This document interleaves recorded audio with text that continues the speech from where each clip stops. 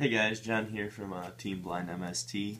I posted I guess it was a day one Nationals recap, and you guys pretty much blew up every video I've posted so far saying that, do you want an update on the Gravekeepers? So I'm just gonna, give a very brief day 3 recap. As you guys know, I wasn't able to go to day 2 of Nats because I was at a wedding, so I've just played in the 2015 qualifiers on Sunday. I didn't really pick up too many cards. I think I just got like some random stuff, like just a couple more staples.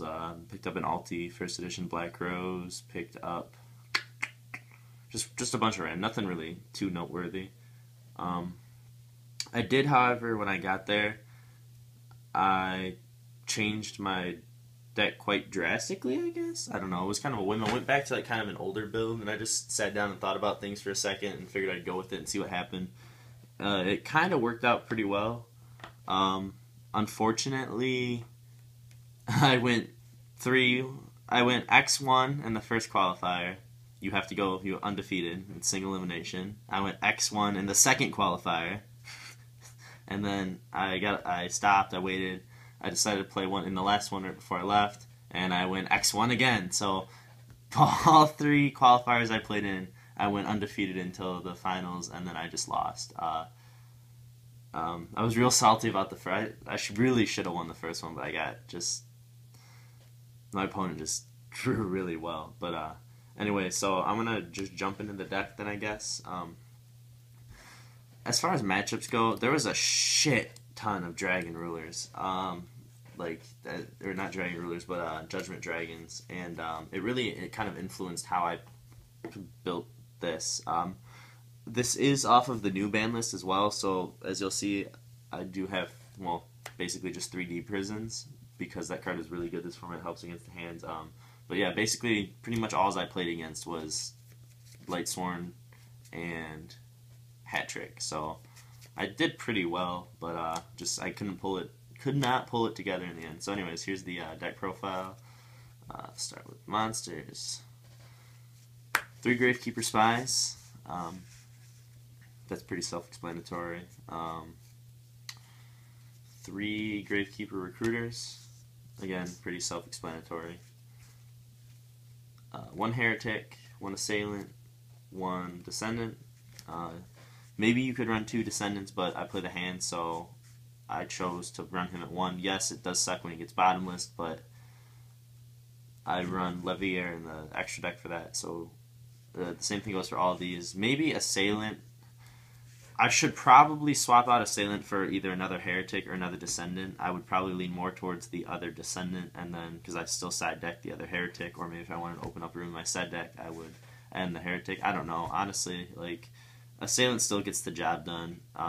Most of the times it doesn't really matter which 3 of these you have, because, I shouldn't say that. Most of the time it doesn't matter which one of these 2 you have.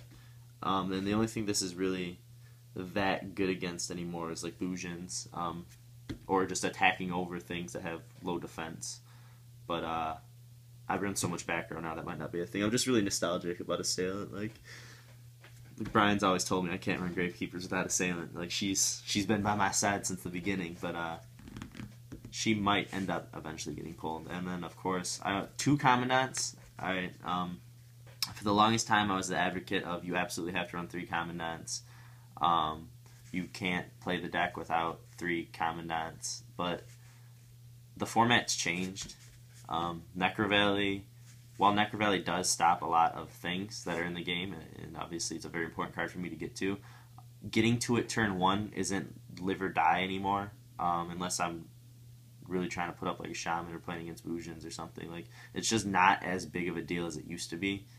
It does kind of, and I really only need to get to 1 Commandant, because once I get to 1 Commandant, I usually have a Stele, and I just recycle it. I burn through my Necrovalleys way faster than I burn through my Commandants, or at least I get my... Typically, I'll get 3 Necrovalleys in play, or in my hand, with just 1 Commandant, so you really just need to get to 1, and I run 3 Pot of Duality now in this build, because I just wanted to be able to get to the cards I needed to get to.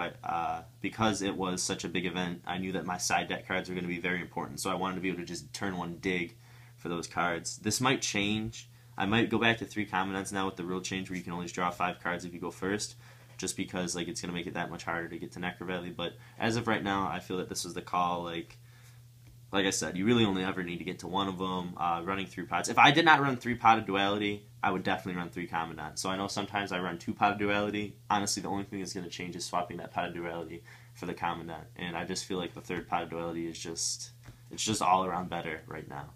And then I still run 2 Fire Hand and 2 Ice Hand. Absolutely just shits on Rogue. It helps in the matchup against the hands. It gives my deck just extra firepower, basically, to just push through whatever I need to push through. But I wouldn't main deck 3 of them, or 3 of each, because, I mean, you open a couple of them. Like, I saw people commenting on the other video that they didn't like the hands in here because they would open like a Fire Hand and an Ice Hand, or like 2 Ice Hands or whatever, and then like it would just be dead. Well, imagine if you're running 3 of them, or imagine how. But then they're still worth running though, because even if you open like 2 Fire Hands, all right, well, summon Fire Hand, sure, I'm gonna pop your monster, special summon Ice Hand, pop a spell card, then I won't be able to special summon again. But I mean, this Fire Hand that I summon next turn will be able to special summon the other Ice Hand. It's just so much free advantage. I will be running these cards in this deck pretty much as long as I'm allowed to be running these cards in this deck. It's just, there's such a very good addition to any anti-meta deck, and Gravekeepers are kind of an anti-meta deck. Well, I mean, they are an anti-meta deck, but anyway, so that's it for the monster lineup. Next on to the spells. 3 Necrovalley, of course. Wouldn't be Gravekeepers without Necrovalley. 2 Stele. Never run it at 1, never run it at 3. Like, this card has to be at 2. Unless you're doing like a very specific niche build.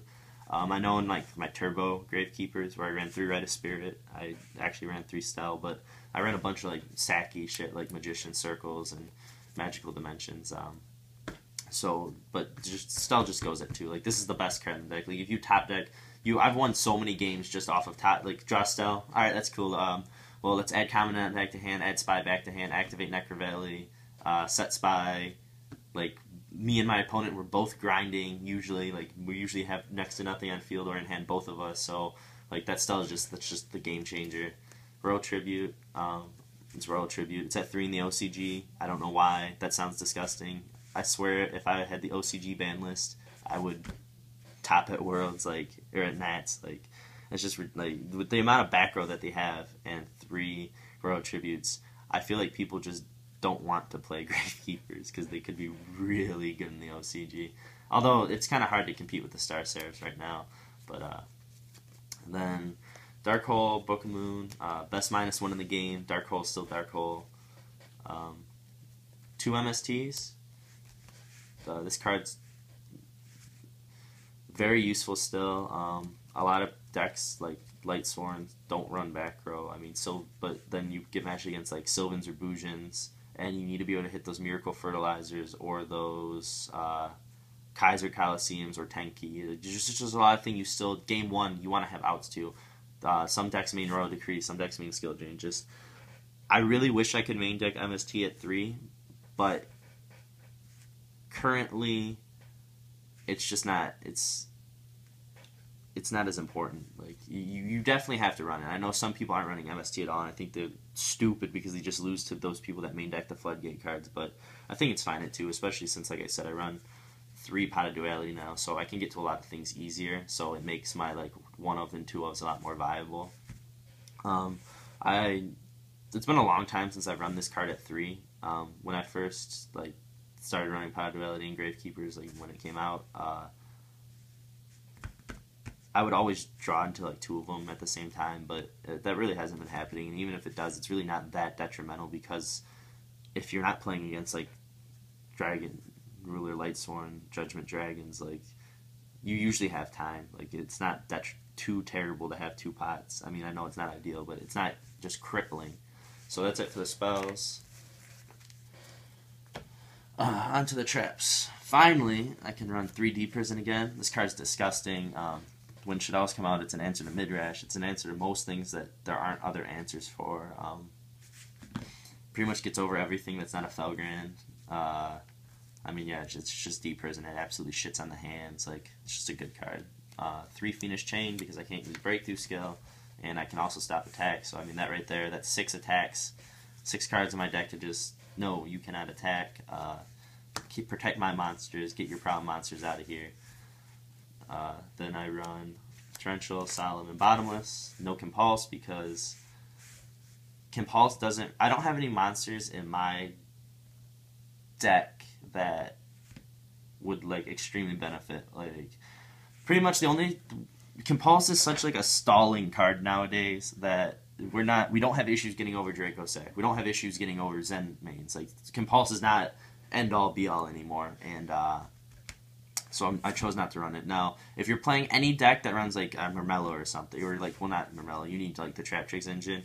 Compulse is really nasty because like Diania into Mermello, pop a card, you end up popping their Fiendish Chain, they chain it to Mermello, Mermello's effect is negated. Alright, well, actually I'm going to Compulse that Mermello, and I'm going to pop your other card. Like, there's just a lot of things that you can do with Compulse, with monsters that have effects that activate when they hit the field, but it just isn't something, like, I just don't need Compulse in this deck. It's so, I don't want to slow down monsters, and I don't have an issue getting over things like Dracosac anymore, like especially with just Silent Honors. Like it's just usually not that much of an issue. I feel that even though I always swore I would never not run Compulse, it's just this format doesn't call for running it. Like, I can't play bad cards just because I want to, basically. I mean, it's not a bad card, but it's just not worth it anymore.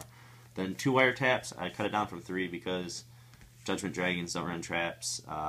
There's just like Decree Bousions, like there's just, I don't want to have these be completely dead and have 3 of them in my deck. It's really only good against Rogue Hat and Gears, which I actually didn't play at all, surprisingly.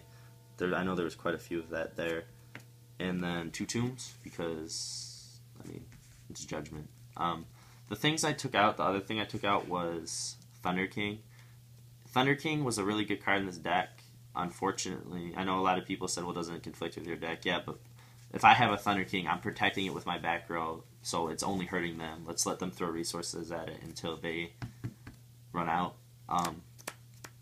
But that being said, it's just not that devastating in the meta anymore. Like, there's a lot of decks that don't lose to Thunder King. A lot of very, very powerful decks. Like, it doesn't really do anything against any of the tier 1 decks.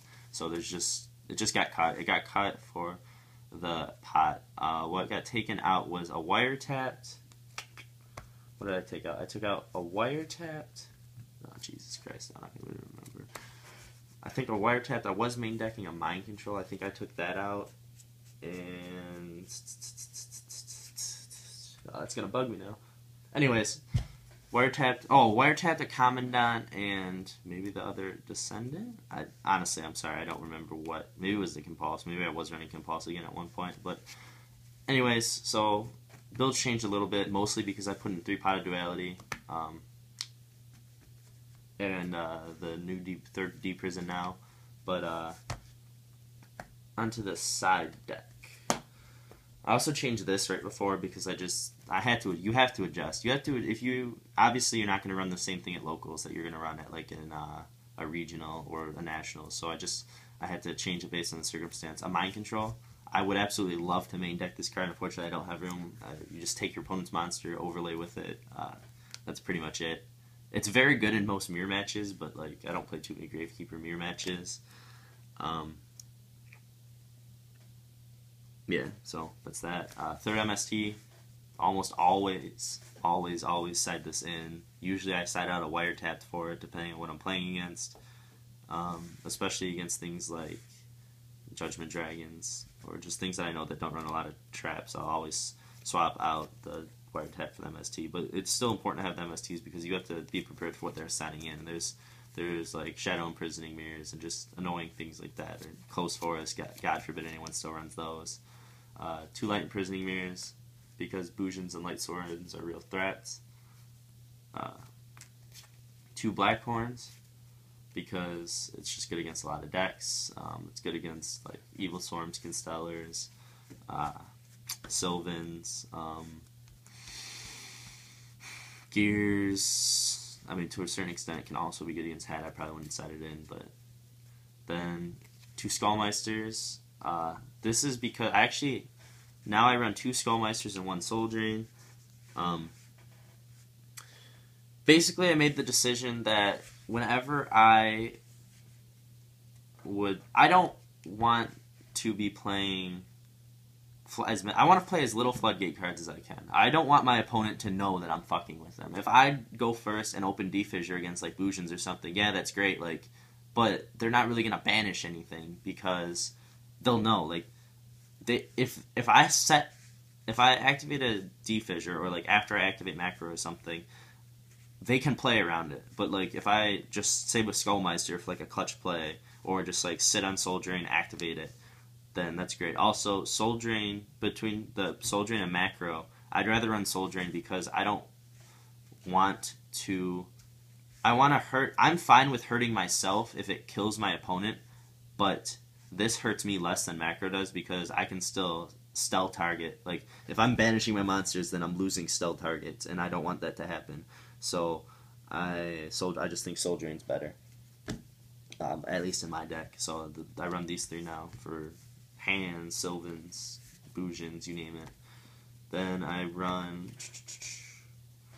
the Shaman and the extra Heretic. Heretic comes in against anything that runs heavy back row, anything that just like indiscriminately pops, like Constellars, Hat. It's very good against. I always swap Assailant for this and had the Hat matchup. Shaman protects Necrovalley. Soul Drains my opponent. It's a win condition against Sylvans almost. Every time I put this on board against a Sylvan player, they instantly scoop. Like, they just thought about it for a second, and then they realized Martial Leaf's effect wouldn't go off, and literally just scooped. Yeah, so always has to be in there. Then I chose to side the other Fire Hand and Ice Hand because the Fire Hand and Ice Hands are just too fucking strong. They're just such good free advantage. Like, if I put one of these cards on a field, in some way I'm almost always plussing off them, and against Rogue, against just random things that I'm not already sided for. Some decks I don't have to side anything in other than these 2 cards because my deck and then the hand just shuts them down so much. And that was actually something that I noticed was happening a lot, was I was over-siding. And, like, I'm playing Gravekeepers. Like, I'm already at kind of anti-meta. I don't have to side that much against people. Like, so I would actually... There are certain games where I would just not side at all because, like, I just beat them game 1. All right, well, we'll go in game 2. Like, I don't want to side and draw into too many side deck cards, or I would just side in, like I said, just these 2 cards because they're good. And then I took out the 2 Fossil Dinos, and I'm now running Emptiness because, like I said earlier... I don't want my opponent to know that I have a Fossil Dino face up that they have to deal with. I want to set an Emptiness, and when they go to Soul Charge or something, activate Emptiness and ruin their play. I run Master Key Beetle, so I can Master Key Beetle lock, protect this. That's a win condition against a lot of decks. Light Sworns really have absolutely no out whatsoever to that. I mean, it's just really good. And then on to the extra deck. Alucard and Levier. When cards get bottomless, now that D-Prison's at 3, Descendants, Recruiters, and shit's gonna get D-Prison a lot. You might want to get it back. Rarely ever use this card. Like, very rarely do I go into this. But I do kind of have some wiggle room because I'm really only running rank 4s, and that's it. And then Alucard, you just want to pop. If I was to add another rank 3, it would be Mecha-equipped Engineer, but I highly ever doubt I'm going to do it. The amount of times that I actually have 2 recruiters on field is and I want to overlay with them is like astronomically low. But it's nice to have the option. Then I run a Ragna Zero because this card shits on anything that runs a field spell, pretty much, or except for Sylvans, or Tenki. It's just a good card. Master Key Beetle, protect Necrovalley, protect Emptiness when I decided in, protect Shaman, GG. Diamond Direwolf. Sometimes just need to pop a card. Sometimes I can. It's pretty much in here, so it's my out to Shadow Imprisoning Mirror because what'll happen is I'll set a spy. They'll attack in the spy. I'll get to summon off because they can't activate anything in the damage step when the spy flips up. I summon a monster. It's a Descendant. My next turn I summon it or a Recruiter, depending on which one I have in my hand. Then I go for the Descendant Pop Recruiter play. They flip Shadow Imprisoning Mirror. I look at them like, oh, that sucks. Overlay into Diamond Direwolf. Use Diamond Direwolf to pop Shadow Imprisoning Mirror. Like it's just a saving play. Heartland Draco because I like attacking for 2,000, and sometimes I just put it on before field and they can't attack because the Necrovalley is a spell card. Gaia Cowboy because Cowboy is Cowboy. Black Ship of Corn does good against the hands. Does good against things like Mecha-Equipped Engineer, Zen Mains, just pretty much anything that burns damage is no joke. 2 Abyss Dwellers. One of the best cards this format. Destroys Sylvans. Helps you get over Boojans. Destroys Hat. Just a very good card. I'm usually really against running extra deck cards at 2, but this is a card that you just absolutely want to just keep having access to. It's very good. Steel Storm Roach. He made it back in over Photon Papilloperative because he can stop JD. That's pretty much it. If I had extra materials on field and I just finished attacking my opponent and I didn't want them to beat me because they top decked a JD, I would just go into Steel Storm Roach. Mastroke. Honestly, this is probably going to get cut soon. Anytime I want to go into something just so that it will survive, you could just make a 101. I mean, I know that sounds dumb, but I don't need 3 101s. That's why I haven't swapped him out for another 101 yet. But it's really true. Like if you just want to put something on field that you just know will survive, I mean, 101 has a stronger attack, and then it also happens to double as like one of the best extra deck cards. So like it would almost just be better just to have the third 101. But I keep them in there. Sometimes you need to put shit face down. I can't honestly say that that's won me a duel in like the last few months, but I know that the very second I take him out, I'm gonna be like, damn, if I had him a stroke, I would win right now. He does kind of help against Boojans, I guess, because you can put, if they don't have a turtle engraved, you could like put a Yamato face down and attack over it without worrying about Crane or anything. But that's pretty much it. Then 2 Silent Honors, of course. Just answers for days, answers everything in the world. Just literally eats shit. That's all it does. Fucking Pac-Man. Just gobbles up things you can't deal with. And then, of course, an Exciton Knight. It's Exciton Knight. Every single time I seem to summon him, someone has a response for it, but I'm usually only summoning him when I have no other options anyways. He's stolen games, like completely stolen games from me before, so I mean, I don't think I need to sit here and explain Exciton Knight, but I will tell you that twice this weekend, I Exciton Knight, activate effect, someone drops effect failure, I chain Book of Moon, they get super salty, pick up their cards, I win the game. Like, that happened twice. It's still one of my favorite plays in the game right now. But, yeah, that's pretty much it. I'll be running this Thursday at Locals if I don't run Constellars. I know everyone's asking me for my Constellar deck profile right now, but the main deck's pretty much done. The main deck is done. The only thing is I don't have all the extra deck. I got one of my buddies. He has some of the cards for it. I'm going to pick those up on Thursday. So I'll probably make the deck profile after that. I don't like making deck profiles unless I physically have the cards in front of me. I don't know. It's just kind of a thing. But thanks for watching. I hope this helps. Here you guys go. I know you've been asking for it. I guess I can do a quick recap. Oh yes, the first. All right. So the first qualifier I played against, run 1 Evil Swarms, beat them. Then I played just literally nothing but Light Swarms until the end, like the finals, and I beat all of them. And then I played against Boojans, and game 1. I beat him. Game 2, we're grinding. Like, we're just super grinding. I have a Necrovalley face up. I have a Tomb set. He has no cards on field, no cards in hand. I draw. Spy. Thank God. Game over, right? He still has, like, 6,000 life points, whatever. So I'm like, alright, I'll set Spy. Like, next turn I'll flip Spy up. It doesn't matter what he has. I'll just fucking win. Like, that's literally it. Like, it's over. So I said, like, I'm gonna win. I'm getting all my shit. I already got my invite for next year's Nationals.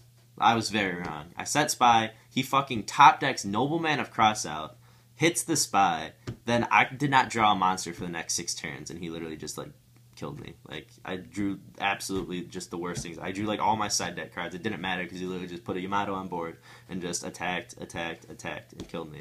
So that was game 2. Going to game 3, very similar circumstance. We're both grinding, we're both top decking.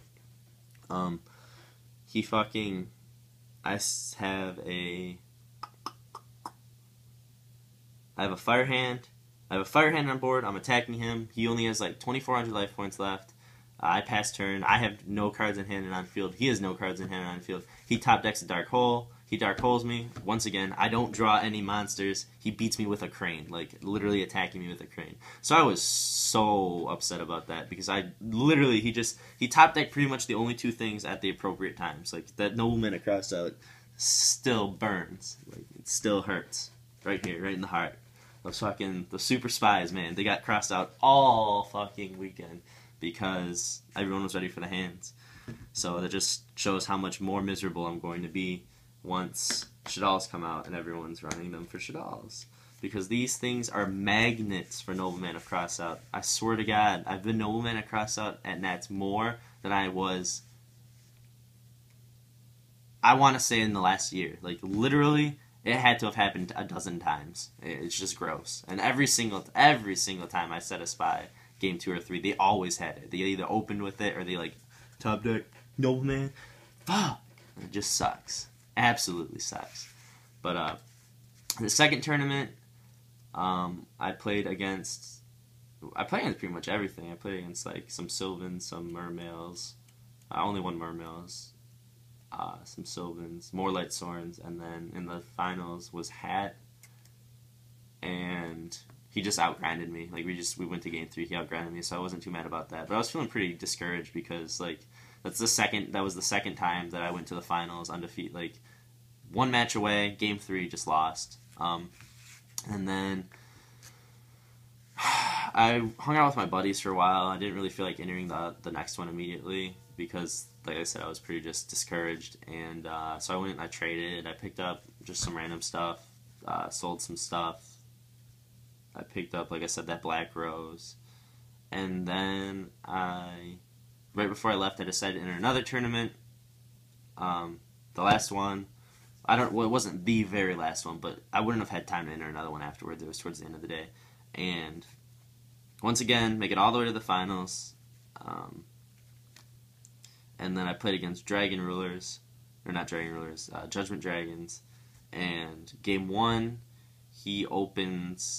I opened like 4 monsters, which is ridiculous because I don't run that many monsters in this build.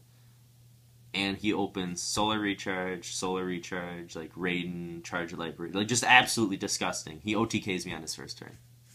There's nothing I could do. And I had Fiendish Chain, but like he pushed through a Fiendish Chain, a Bottomless, and I think maybe it was like a Book of Moon or something. He literally just drew the absolute most disgusting nuts. And then game 2, I went. No, I'm sorry, that was game 2. Game 1, I opened Royal Tribute and sent, like 4... I Royal Tributed him not knowing what he was playing. It ended up costing me the duel. So, maybe in retrospect, I shouldn't have ran Royal Tribute this weekend, knowing I would be playing against Light Sworns. If Light Sworns are still one of the most popular decks, and if Light Sworns and Shadalls are the 2 most popular decks, I will probably stop running Royal Tribute. But, yeah, so that was my experience. I was so close 3 times, just X1, losing in the finals. Like that's kind of sucks about single elimination tournaments because every match is like so important. When you're at a regional or even like the main event at Nats, you kind of don't care if you lose 1 match because you could still win out. You're like, oh well, at least my next match should technically be a little bit easier. I should do fine, like, and then I'll just be right back in it, like back in the groove of things. Maybe it's good that I lost, but. And then even when you're X2, like, you still have a chance to top, but depending on how big the tournament is. But, like, in single elimination tournaments, 1 and done, like, you're just out. And it's so discouraging to just keep making it all the way to the end and then just losing. Especially, like, that first tournament I'm still really salty about that. Like, just that fucking Nobleman of Crossout. And then does the same thing the next game, except with a Dark Hole. But it's whatever. Like, Yu-Gi-Oh! Is a card game. All card games are inherently largely based on luck, though all we can do is try to make our odds as good as possible. So, thanks for watching. I hope you guys enjoyed this video. I know that I had a good time at Nats. If you guys have any questions about the tournament, we'd love to answer them. Unfortunately, Brian, he has a bunch of shit going on, so otherwise he would have been here doing this video with me. I'm sure maybe him and Dan will do their recap of the actual main event, which took place on Saturday. I think pretty much everybody I know went X3, so I mean that's not bad. It's not fantastic, but it's definitely not bad. I think the tournament was 11 rounds. So, all right, well, thanks for watching. Like, comment, subscribe. I will get that Constellar profile to you guys very shortly. I will probably also be putting out a Sylvan profile sometime soon, and I'm sure the Noble Knights should be revisited now that Rhoda is at 2. So, thanks for watching. John signing out.